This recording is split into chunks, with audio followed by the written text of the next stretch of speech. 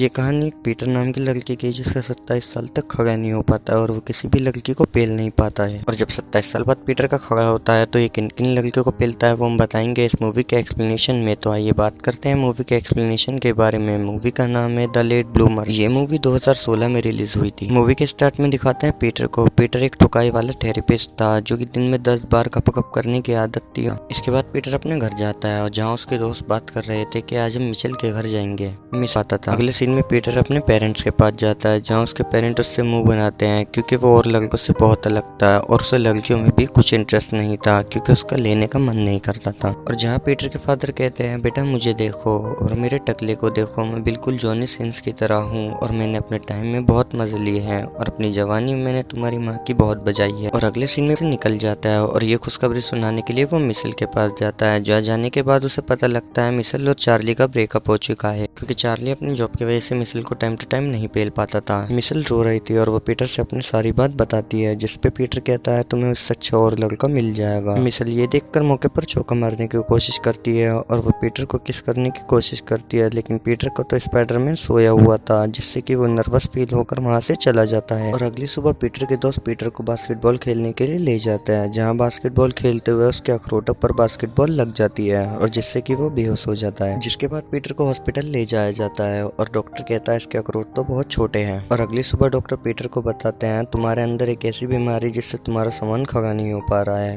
और एक ऑपरेशन में तुम्हारा सामान खड़ा हो जाएगा और आम आदमियों की तरह, जिसके बाद तुम भी बहुत गप कर पाओगे। और ये सुनने के बाद पीटर बहुत खुश होता है और वो ऑपरेशन के लिए फौरन तैयार हो जाता है। और ऑपरेशन सक्सेसफुल होने के बाद पीटर अपने घर आता है। इसके कुछ दिन बाद पीटर एक एडल्ट मैगजीन देखकर अपने सामान को खड़ा करना चाहता है लेकिन उसके सामान में करंट नहीं आता है और वो खड़ा होने से मना कर देता है। जैसे ये बात पीटर के दोस्तों को पता लगती है तो वो उसके लिए कॉल गर्ल लेकर आते हैं जिससे कि वो उसका सामान खड़ा हो सके। और वो कॉल गर्ल पीटर के सामने अपने कपड़े उतार कर नंगी हो जाती है लेकिन पीटर का स्पाइडरमैन जब भी खड़ा नहीं हो पाता है और बाहर खड़े हुए उसके दोस्त उसे देखकर हाथ हिला देते हैं। लेकिन अगली सुबह जब पीटर सोकर आता है तो उसके मॉम डैड देखते हैं कि उसका छोटा चेतन खड़ा हो चुका है और वो शर्मा कर अपने कमरे में चला जाता है और उसके माता पिता खुशी के मारे नाचने लगते हैं। इसके बाद पीटर में काफी कॉन्फिडेंस आ जाता है और वो अपने दोस्त ल्यूक के घर पर जाता है और वो वहाँ देखता है ल्यूक एक लड़की के साथ गप कर रहा है। और ये देखने के बाद पीटर का स्पाइडरमैन जाल फेंकने को तैयार रहता है जिसमें कि वो तो पूरी दुनिया हिला देता है। पीटर अपने क्लिनिक जाता है और पेशेंट की बातें सुनकर उसका छोटा चेतन खड़ा हो जाता है और इन सब चीजों से पीटर काफी परेशान हो गया था और वो ये सब बताने अपने डॉक्टर के पास जाता है। डॉक्टर उससे बताता है तुमने अभी तक किसी की नहीं ली है इसलिए ये सब तुम्हारे साथ हो रहा है पर तुम टेंशन मत लो, टाइम के साथ सब कुछ ठीक हो जाएगा। और उसी रात पीटर मिशेल के पास फोन करता है और वो उससे पूछता है तुम्हारा कॉम्पिटिशन कैसा रहा। लेकिन मिशेल अपने पार्टनर के बारे में बताने लगती है और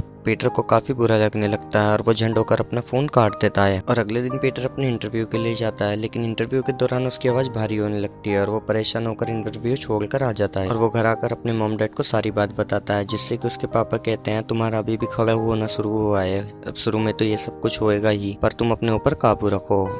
और ये सुनकर वो चिढ़ जाता है और वो वहाँ से चला जाता है। और अगले दिन तो इसलिए पीटर उसे हाँ बोल देता है। और इसके बाद पीटर का एक दिन गप करने का मन करता है और वो इसलिए एक दिन मिशेल के पास जाता है जहाँ चार्ली पहले से ही गेट पर खड़ा हुआ था। और ये देखकर उसके शैतानी दिमाग में एक तूफानी आइडिया आता है जहाँ पीटर चार्ली से फूल ले जाकर मिशेल को दे देता है और वो ये कहता है ये फूल मैं तुम्हें। और पीटर भी जोश में तैयार हो जाता है लेकिन और वो ये कहकर फोन काट देता है। जिसके बाद वो मिशेल को एक बड़े होटल में लेकर जाता है जहाँ पर टेबल मिलना भी बहुत मुश्किल होता है। और मिशेल ये देखती है कि वो मुझे यहाँ पर लाया और वो बहुत इम्प्रेस हो जाती है। लेकिन तभी वहाँ उसका दोस्त रीच आता है और वो उससे ये कहता है कि ये टेबल हमने बुक करी है और ये हमारी टेबल है और तुमने मुझे धोखा देकर ये टेबल ली है और कहीं ना कहीं मैं तुमसे बहुत प्यार करने लगी हूँ पर अब तुम जैसे हो गए हो और ये देखकर मुझे बिल्कुल भी अच्छा नहीं लग रहा। और ये कहकर वो वहाँ से चली जाती है। फिर अगले दिन पीटर अपने क्लिनिक जाता है और वो अपने पेशेंट से बात करता है और वहाँ उससे पेशेंट कहती है मुझे तुम्हारे साथ गप करना है। पीटर जैसे ही उसके साथ गप करने के लिए अपनी पैंट उतारता है वहाँ उसकी बॉस आ जाती है और वो उसे देख लेती है और वो उसे अपनी नौकरी से निकाल देती है। अब इसके बाद से ही पीटर बहुत ज्यादा परेशान रहने लगता है। इस बारे में बात करने के लिए वो अपने डैड के पास जाता है और ये सब कुछ जानने के बाद उसके डैड उसे बताते हैं तुम्हें इतनी जल्दी हार नहीं माननी चाहिए, तुम्हारी इस उम्र में बहुत सारी परेशानी आएंगी और तुम्हें इन सब परेशानियों का सामना करना चाहिए और अपने पापा की बात सुनने के बाद नफ्स को नहीं मारना चाहिए। और ये सुनकर वो लोग बहुत खुश हैं और जोर जोर से ताली बजाने लगते हैं, जिससे कि पीटर भी बहुत खुश होता है। इसके बाद पीटर रिच के पास जाता है और उससे माफी मांगता है, क्योंकि रिच पीटर के बचपन के दोस्त था और वो उससे ज्यादा देर तक नाराज नहीं रह पाता और वो उसे माफ कर देता है। फिर पीटर अपने दोस्तों से पूछता है मुझे मिशेल को कैसे मनाना चाहिए, क्योंकि मैं मिशेल से बहुत प्यार करता हूँ। इसके बाद उसके दोस्त कहते हैं तुम मिशेल को जाकर सब कुछ सच सच बता देना चाहिए। अब अपने दोस्तों की बात सुनकर पीटर मिशेल के रेस्टोरेंट जाता है। आज मिशेल के रेस्टोरेंट की ओपनिंग थी और वो सबके लिए खाना बना रही थी, जहाँ पीटर भी चला जाता है और वो मिशेल से जाकर कहता है मेरा 27 साल बाद खड़ा हुआ है, जिसकी वजह से ये सब कुछ हो रहा था और मैं ऐसी ऊट पटांग हरकतें कर रहा था। प्लीज मुझे माफ कर दो और मैं तुमसे बहुत ज्यादा प्यार करता हूँ और मैं तुमसे शादी करना चाहता हूँ। और मिशेल भी उससे प्यार करती थी और वो उसकी बात मान लेती है और वो उससे शादी करने के लिए तैयार हो जाती है और यही इस मूवी का एंड हो जाता है।